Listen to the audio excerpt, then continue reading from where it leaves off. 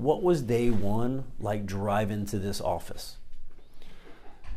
It was exciting, and it's something that I didn't know if would ever happen, and all of a sudden now I'm leaving someplace I loved and grew to love and love the people, but going back home to something that I really love, and to just be able to bring my family back and be a part of that and see a lot of familiar faces was exciting. I was nervous, but it was great to see them, and I'm going to see many more. And it's just a great place to live, a great community, and I want to do my part to help us win football games. Are you surprised by the reaction of just everybody about you coming back here?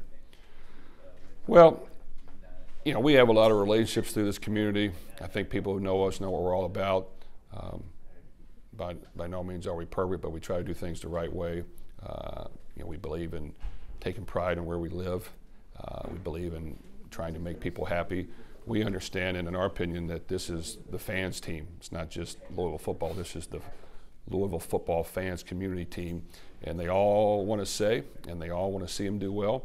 And as a leader and coach, we got to try to put the best product on the field to make them happy, because then everybody feels a genuine part of it, and they feel like they've done their part by supporting and being there for the team.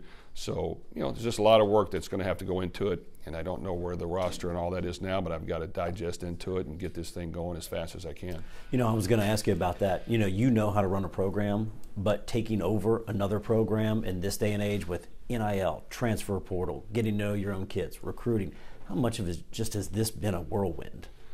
Well, every time I've transitioned to because I feel like you could maybe want to get into a fetal position. It seems like a lot. Well, yeah, I don't know if I've taken a shower in a couple of days, so if I look bad, don't worry about that. But every time you take over a program, the first part is a lot of work, and there's a lot of things to do. Now with early signing day, with the portal, with NIL, yes, there's even more things to do with the current roster. So yeah, you just got to, put your feet in the ground. Get these things out of the way where you communicate and talk about your vision and what you believe in, and then get to work. And there's just a lot of things that need to be done. And really it's just about building relationships with recruits, with families, with our players, getting to know them, and then trying to piece this thing together. But I think if we do it the right way, if we don't try to deceive or trick anybody just to keep something intact, but no, let's be honest and upfront. And if some defections happen or things want to go a different direction, you have to live with it, because in the end you want people to be successful and you don't want to sell them something that's not going to happen. So we're going to be honest, we're going to be transparent. I think in the end that's what matters, and that's what people want to see. And I think if we build it the right way, by doing that hopefully good things happen. And you can't predict what recruits come, what recruits don't, what players stay, what players don't stay. You just got to make sure you're honest and you piece this thing together and you do it the right way. You have a love and a passion for this place, but the last time you were a coach here, it didn't end the way that you wanted. Did you ever have animosity about this place? Well, like anything, you're always disappointed when things don't go the way you want. And that's part of it. It's a learning process. Of course, everybody makes mistakes. I do feel like when you're the head coach and you have final say on everything, everything's on your shoulders, well then now let's judge how things go. So that's what I've kind of taken pride in, is once I became a head coach, it's important to have your fingerprint on everything. And that's the type of coach I am. And I've tried a couple times to kind of maybe not do that as much, and I didn't like the end results. So I've learned along the way that in the end this team has to represent me and what I'm about. Feel my personality and my demeanor and my intensity to want to win, and then play with their own. But it all needs to gel together and understand that we have to put in the work to win.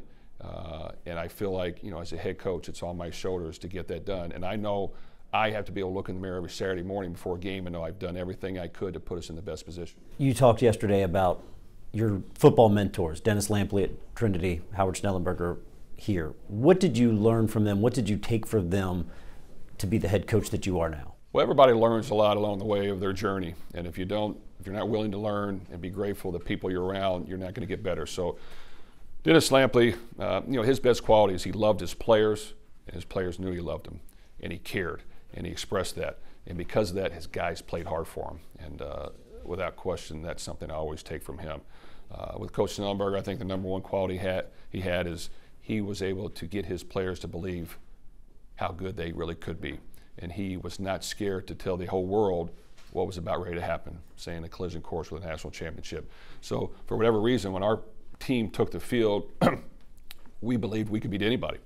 And if you don't have that belief, it's not going to happen. And that doesn't mean you're not going to lose some of those games. You are, but you have to have that belief. So he was the best at working his players hard, but by game day, our players knew that when we stepped on the field, we had a chance to win this football game, and we expected to.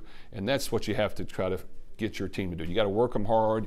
You got to be able to go through some hard times. But come game day, each and every week, you have to take the field knowing that you're going to go win the football game and do everything in your power to get that done. Knowing you, I imagine you're really going to embrace the rivalry with Kentucky.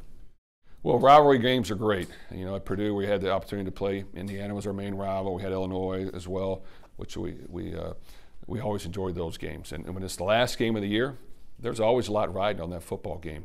And hopefully you find a way to play your best when you play in that football game. But, I respect our opponents.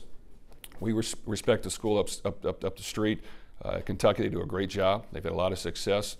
But we've got to find a way to win a football game. And it's going to start on our home field this next year. And we better be able to, piece some things together as the season goes on so that by the last football game we're playing our best and we find a way to win to make these fans happy. Staff, I know you got a few guys coming with you, and Brian's going to come after the bowl.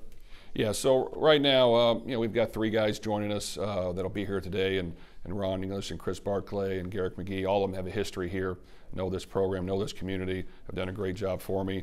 I'm going to leave some other guys back to finish the bowl game and let the Purdue team have a chance to go win the football game. I think that's the right thing to do, including Brian, who'll be the interim head coach. But some or many or most or whatever will join us when that part's over, and we'll piece that together. But I think it's important that they finish things off. We continue to build things here, recruit, figure out the roster, get things in order.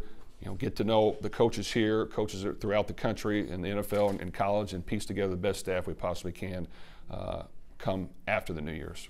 Bowl game, you planning on going up to Boston? I've been asked that question. I really don't know the answer. I know we have a lot of work to do recruiting-wise. I actually want to let our players and our coaches here finish the season off the right way. They don't need me, looking over their shoulder while I may go watch practice and I may get to know these guys while they're here. I want them to finish what they've started and to finish it with a win. And I think that it's important that they're able to do that in the same manner that they've gone about this season, and then we'll get to our approach when that's over. That sounds good.